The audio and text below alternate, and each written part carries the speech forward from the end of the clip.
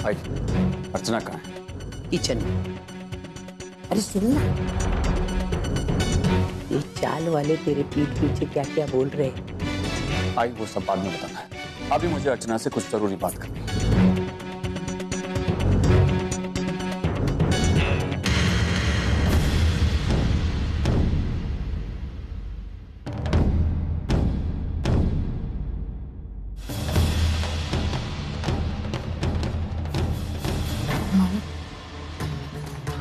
मानव, क्या बात है?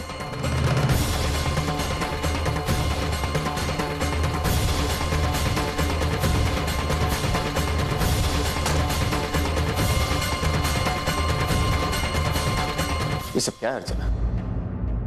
तुमने ऐसा क्यों किया? मेरे खिलाफ केस दर्ज किया तुमने? आपके खिलाफ नहीं, आपके ऑर्डर्स के खिलाफ। अगर नहीं करती तो हमारी चौड़ टूट जाती। एक ही बात है अर्चना, इनडायरेक्टली तुमने मेरे खिलाफ केस दर्ज किया क्योंकि ये प्रोजेक्ट मैं हैंडल कर रहा हूं। इसका मतलब है कि ये डिमोलिशन के पेपर आप ही ने भेजे थे। मेरी छोड़ी, मैं गलत हूँ सही हुई बाद में देखा, लेकिन आपको क्या लगता है अब सही? इतना बड़ा फैसला लेने से पहले आपने एक बार मुझसे या चौड़ वालों से बात भी नहीं की? मुझे किसी से भी कोई भी बात करने की क्या जरूरत है जब मैंने कोई ऑर्डर ही नहीं भेजा? अर्चना, मैं चौल वालों को अंधेरे में रखकर कोई भी फैसला नहीं कर सकता। कब, क्यों और कैसे, इस सब सारे सवालों के जवाब नहीं है मेरे पास मानव। मैं सिर्फ इतना जानती हूँ, ये प्रोजेक्ट आप हैंडल करें और आप ही ने वो ऑर्डर्स भेजे। आप अच्छी तरह जानते हैं ना मानव, इस चौल से मेरे कितने जज्बात जुड़े हुए। मैं अपनी आंखों के सामने इसे तहस नहस होते हुए नहीं देख सकती मानव, इसीलिए मजबूरी में आकर मुझे वो केस फाइल करनी पड़ी। मैं जानती हूँ कि मुझे इन सारे कोर्ट कचहरी के मामले में नहीं पड़ना, लेकिन मैं क्या करती? मैं बस कोई और चारा ही नहीं था। क्यों? तुम मुझे एक फोन भी तो कर सकती थी। चलो मानो तुम फंसी हुई थी तो किसी चौल वाले के हाथों फोन करवा देते, लेकिन नहीं। क्या अब मैं इतना बुरा हो गया कि कोई मुझसे एक बात भी नहीं करना चाहता? नहीं मानव, ऐसी बात नहीं है। मैंने आपको एक नहीं 10 बार फोन किया, लेकिन आप फोन ही नहीं उठा रहे थे। क्यों झूठ बोल रही हो अर्चना? आज दिन भर में तुमने मुझे एक भी फोन नहीं किया। चाहो तो मिस कॉल देख लो, एक भी कॉल रजिस्टर नहीं हुआ तुम्हारे नाम से। मानव, ऐसा कैसे हो सकता है? मैं कह रही हूँ आपको, मैंने फोन किया था। अब चाहे तो मेरा फोन चेक करके देख लीजिए, मैंने आपको फोन किया था। आपको पता है वो अजीत आया था चौल में और चौल ये लोगों को धमका रहा था कि घर से निकलो, ये चौल टूटने वाली। आप बताइए ऐसे हाल में मैं क्या करती? कैसे उन लोगों का साथ छोड़ती? मुझे कदम उठाना पड़ा मानव। मैं आपसे लेकिन तुम्हें ये सब करने की क्या जरूरत थी? चौल में बाकी लोग भी तो थे, वो भी आगे बढ़कर ये सब कर सकते थे, लेकिन नहीं, तुम्हें आगे बढ़कर ये सब। इसीलिए उस दिन मैंने तुमसे पूछा था कि तुम मुझ पर भरोसा करती हो या नहीं, और तुमने मुझसे कहा था हाँ मैं आप पर भरोसा करती हूं। तो एक दिन में तुम्हारे भरोसा तो क्या हो गया अर्चना? मैं आज भी आप पर उतना भरोसा करती हूँ, लेकिन जब चौल वालों ने मुझसे पूछा कि मैं उनके साथ हूँ या नहीं, तो मुझे उनका साथ देना पड़ा। क्यों अर्चना? क्यों तुम्हें उन लोगों का साथ देना पड़ा? अगर तुम मुझ पर भरोसा होने का इतना ही दावा करती हो तो तुम मुझसे ये भी तो कह सकती थी ना कि मानव शाम को आ जाएंगे, सब कुछ संभाल लेंगे। अगर मैं आपका वेट करती तो चौल टूट जाती, चौल खत्म हो जाती। मैंने आपसे कहा था मानव, मैं जानती थी कि इसका अंजाम यही होगा। मैंने आपसे कहा था इस प्रोजेक्ट को अपने हाथ में मत लीजिए, लेकिन आपने मेरी नहीं मानी। आज जहां हम दोनों का साथ खड़े होना चाहिए, वहां आज हम एक दूसरे के खिलाफ खड़े हैं मानव।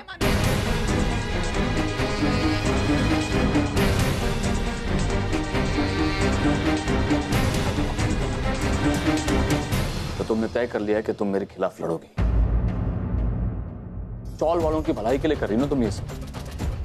ठीक है, अब मैं भी वही सब करूंगा जो मुझे सही लगता है। चौल वालों की भलाई मैं भी चाहता हूं, लेकिन अपने तरीके से, क्योंकि मेरा तरीका सही है और जायज भी। अब तुम अपनी लड़ाई लड़ो और मैं अपनी लड़ाई लड़ूंगा। अब चाहे मेरे सामने कोई भी हो, मैं पीछे नहीं हटूंगा। कोई कितनी भी मुश्किलें हो, मैं ये लड़ाई लड़कर ही रहूंगा। मैं हर उस आदमी के खिलाफ हूं जो सिर्फ अपने स्वार्थ के बारे में सोचता है। इस चौल में कोई स्वार्थ नहीं है मानव। ये तो वक्त ही बताएगा। अर्चना, अगर तुम इस प्रोजेक्ट के खिलाफ लड़ोगी तो मैं भी इस प्रोजेक्ट के फेवर में लड़ूंगा।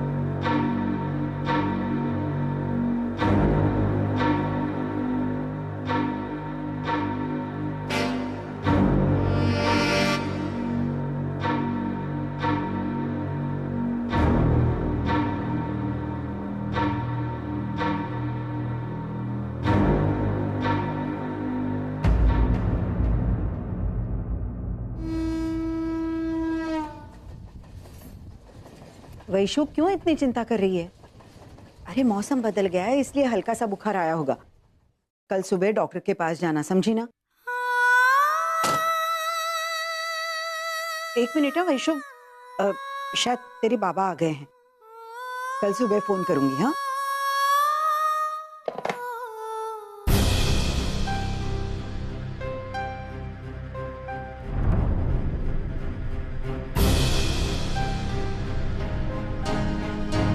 अर्चू, तो इस वक्त यहाँ सब ठीक तो है ना?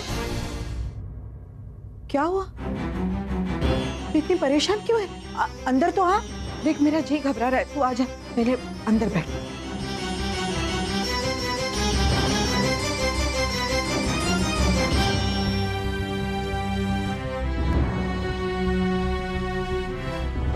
क्या हुआ? कुछ तो बोल अर्चू। मेरे कुछ समझ में नहीं आ रहा है। क्या समझ में नहीं आ रहा है? बोल। तूने मुझसे क्या कहा था कि चेक वाले मामले में चौल वालों को जो फैसला करना है वो उनको करने दे। हाँ कहा था, लेकिन उसका क्या? चौल वाले चाहते हैं कि इस प्रोजेक्ट में मैं मानव के खिलाफ जाकर खड़ी रहूं। क्या? हाँ, मेरी कुछ समझ में नहीं आ रहा है, मैं क्या करूं? मैं अपनी मर्जी के खिलाफ जाकर मानव के खिलाफ कैसे खड़ी रह सकती हूँ? मेरी कुछ समझ में नहीं आ रहा। तुझे पता है मैंने मानव के खिलाफ कोर्ट केस भी कर दिया है। अब वो वापस भी नहीं ले सकती मैं क्या करूँ? 2 दिन बाद सुनवाई है और दिन बाद मैं मानव के खिलाफ खड़ी रहूंगी। क्या होगा? मेरे कुछ समझ में नहीं आ रहा, कुछ बताना है, मैं क्या करूं? मेरे कुछ समझ में नहीं आ रहा।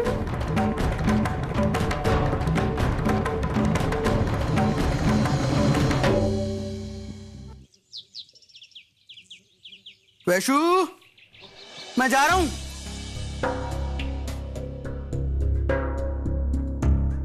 किसी ने सच ही कहा है धर्मेश, 2 कमीनों की सोच ना बिल्कुल एक जैसी होती है और वो बिना कहे सुने ही एक दूसरे की आहट को पहचान भी लेते हैं। आप यहाँ क्या कर रही हैं? क्या क्या कर रहे हो भाई? बधाई देने आई हूं तुम्हें। किस बात? किस बात? धर्मेश, तुमने ना मानव को हराने का नामुमकिन काम मुमकिन करके दिखा दिया। अरे अर्चू और मानव, उन दोनों के बीच में दरार डाल दी है तुमने भाई। उसी का तो नतीजा है कि अर्चू ने मानव के खिलाफ कोर्ट केस कर दिया है। क्या? ये क्या बोल रही हैं आप? मैंने कुछ नहीं किया है। और देखिए, आप ये खामखा का इल्जाम मत लगाइए मुझ पर। मैंने कुछ नहीं किया है।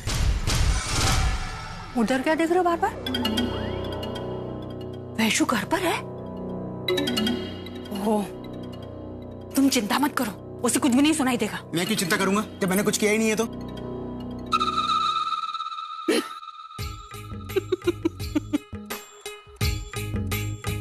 धर्मेश, तुम्हारी हालत उस बिल्ली की तरह है जब वो आंख बंद करके दूध पीती है ना तो उसको लगता है कि उसे किसी ने नहीं देखा है, लेकिन एक्चुअल में उसे सारी दुनिया ने देखा होता है। और तुम्हारी बदकिस्मती यह है कि मैंने तुम्हें दूध पीते हुए देख लिया। अरे भाई, मुझसे कुछ भी छुपाने की जरूरत नहीं है। एक्चुअली मैंने तुम्हारी और अजीत की सारी बातें सुन ली थी। क्या? लेकिन तुम चिंता मत करो, तुम्हारा राज बनकर ही रहेगा मेरे पास। वो क्या कहते हैं ना, दुश्मन का दुश्मन अपना दोस्त। दोस्त के साथ गद्दारी तो नहीं की जा सकती ना। थैंक्स। नहीं धर्मेश, सिर्फ थैंक्स कहने से मेरे दिल को तसल्ली नहीं होगी। मेरे दिल को तो सुकून तब पहुंचेगा जब इस केस में अर्चना और माना अलग हो जाएंगे। मैं अपना अपमान तभी भूल पाऊंगी। और धर्मेश, मुझे तुम पर पूरा विश्वास है। पूरा विश्वास है कि इस बार तुम्हारा दांव पिछली बार की तरह खाली नहीं जाएगा। अर्जु और मानव का पवित्र रिश्ता इस बार टूट कर ही रहेगा। और मैं उस कोर्ट केस की सुनवाई में आना चाहती हूँ। बाय द वे, वो कोर्ट केस है कब? 2 दिन बाद। क्या? सिर्फ 2 दिन बाद? 2 दिन तो यूं उस कोर्ट केस की खुशी में ही निकल जाएंगे। मैं उस कोर्ट केस की सुनवाई में जरूर आऊंगी धर्मेश, जरूर आऊंगी वहां पर, क्योंकि मैं अपनी आंखों के सामने उन दोनों को बर्बाद होते हुए देखना चाहती हूँ। अर्चना और मानव ने मेरा घर छीना था ना मुझसे। मैं अपनी आंखों के सामने उन दोनों का घर तहस नहस होते हुए देखना चाहती हूँ।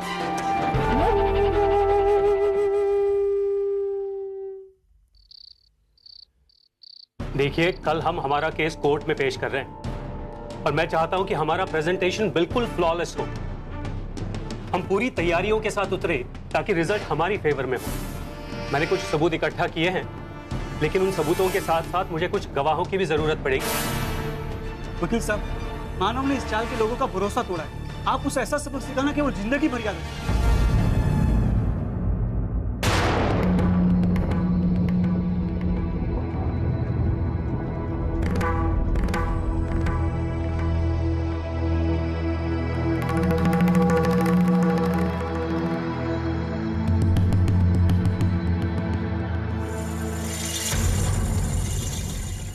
देखिए, हम यहाँ किसी को सबक सिखाने के लिए नहीं है। वकील साहब, आप सिर्फ अपना केस लड़िए।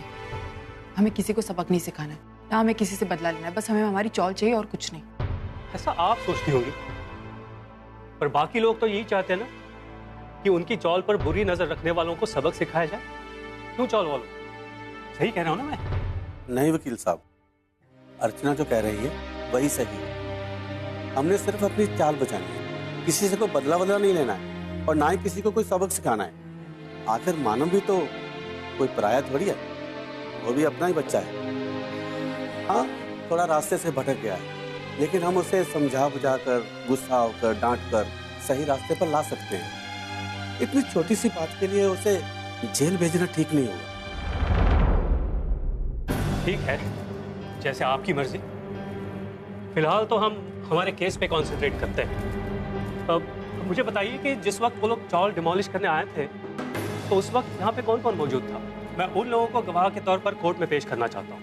वकील साहब, उस वक्त यहाँ पर मनोज, भोला, शंकर, सीमा और अर्चना भी थी। तो बाकी लोग तो ठीक है, पर अर्चना को मैं गवाह के तौर पर नहीं पेश कर सकता। क्यों? इसमें रिस्क है। कैसा रिस्क? ये हमारे ओपोनेंट की बीवी है। हो सकता है एन वक्त पर जज्बात के बहकावे में आकर उसके फेवर में गवाही दे दे। इससे हमारा केस कमजोर पड़ सकता है। मैं ऐसे होने नहीं दूंगा।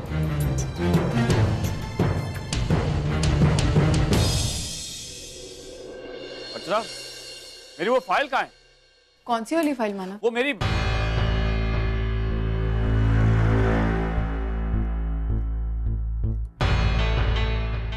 कुछ नहीं, वो एक्चुअली मेरी कोर्ट केस वाली फाइल नहीं मिल रही है। कोई बात नहीं, मैं खुद ही ढूंढ लूंगा।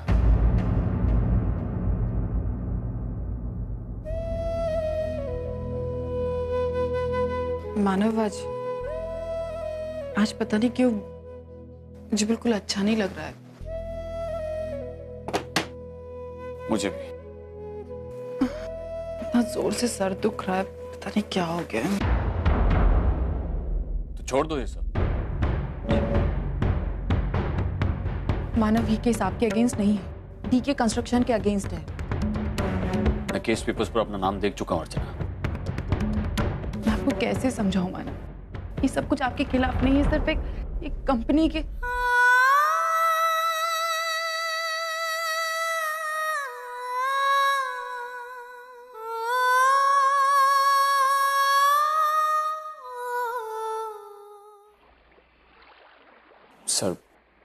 सर आप प्लीज टेंशन मत लीजिए। सर इस प्रोजेक्ट का मैनेजर मैं हूं और इस प्रोजेक्ट से जो भी प्रॉब्लम्स क्रिएट होंगी वो मैं अपने लेवल पे हैंडल कर लूंगा sir. That's not the issue, man. Market में बात उछलेगी। The name of our company is at stake. I hope you realize that. Sir आप बिल्कुल फिक्र मत कीजिए सर। सर इस केस से हमारी कंपनी की रेपुटेशन को कोई हार्म नहीं होगा और कोर्ट में भी केस हम ही जीतेंगे सर। बट सर प्लीज आप मुझ पर भरोसा कीजिए। I request you sir.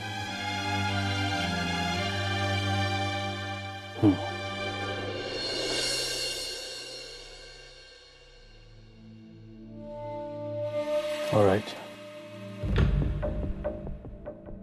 I believe you. Thank you sir.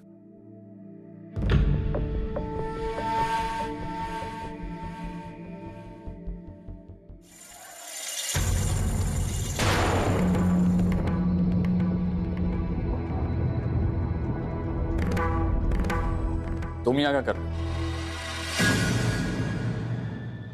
कुछ खास नहीं, बस तुम्हारे और डीके सर के बीच शुरू होने वाली अनबन का मजा ले रहा था। आज पहली बार मैं मानव को इतना बेबस, इतना मजबूर महसूस कर रहा हूं। वाकई में बड़ा मजा आ रहा है।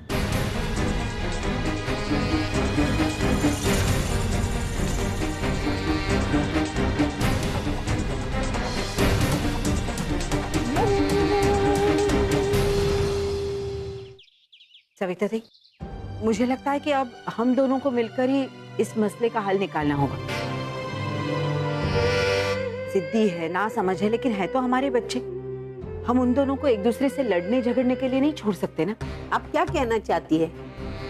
आप अपने बेटे को समझाइए ना, बड़ी महान बनने जा रही है। महान बनने के चक्कर में उसने अपने पति को कोर्ट में खींचा है। उसे कह दो केस को वापस लेने को, सारे मसले यूं ही सुलझ जाएंगे। सविता दी, मैं तो अर्चना से बात करूंगी, जरूर करूंगी, लेकिन मानव को भी हमें समझाना होगा। आप क्या कहना चाहती है? मैं मानव को समझाऊं? हाँ।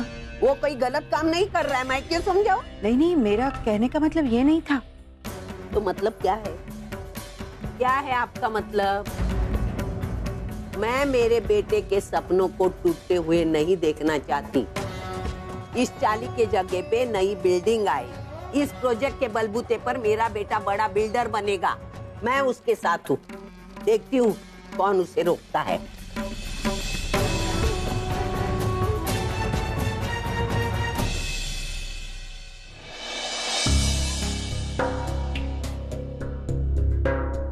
धर्मेश प्लीज तुम यहाँ से चले जाओ।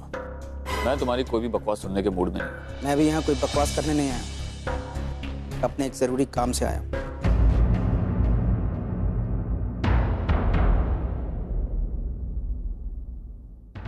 क्या ही? Leave application. एक्चुअली मुझे कल की छुट्टी चाहिए। क्यों? कल मुझे एक कोर्ट केस अटेंड करना है। ये केस मेरी जिंदगी का सबसे इम्पोर्टेंट केस है। और हाँ, मैं वो केस अटेंड करने कंपनी के एम्प्लॉय की हैसियत से नहीं जा रहा, ना ही मैं तुम्हें सपोर्ट करने जा रहा। मैं तो बस वहाँ अपने एंटरटेनमेंट के लिए जा रहा। तो क्या है ना, कभी कभी इंसान डेली रूटीन लाइफ से बोर हो जाता है, उसे एंटरटेनमेंट की जरूरत पड़ती है। बस मैं वहाँ जाऊँगा और एंटरटेन होऊंगा। कल का केस मेरे लिए full of entertainment. I love it.